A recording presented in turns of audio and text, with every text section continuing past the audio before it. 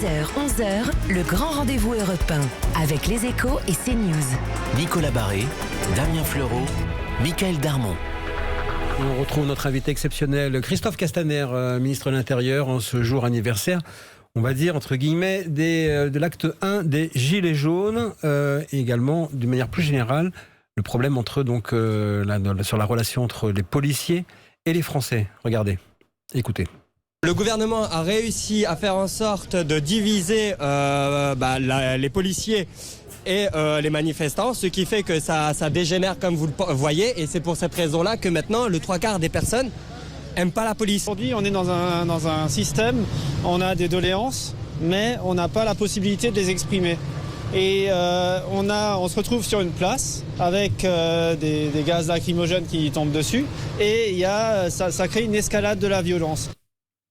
Nicolas Barré. On n'aime pas la police, vous venez de l'entendre.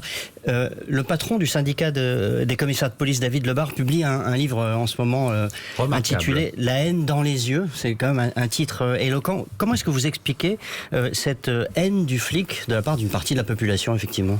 Je vous remercie d'avoir corrigé et de dire de la part d'une partie de la population, parce que les deux témoins qui se sont exprimés ne sont pas totalement représentatifs des Français, si je peux me permettre. Et la haine dans les yeux, ce dont parle David Lebar, c'est effectivement ce que les policiers vivent dans les manifestations. Parce que quand vous avez bien regardé hier, on n'a pas vu des méchants flics agresser de gentils manifestants.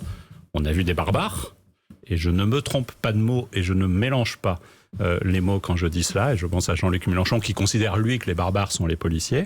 On a vu des barbares s'en prendre à l'espace public et obliger les policiers d'intervenir.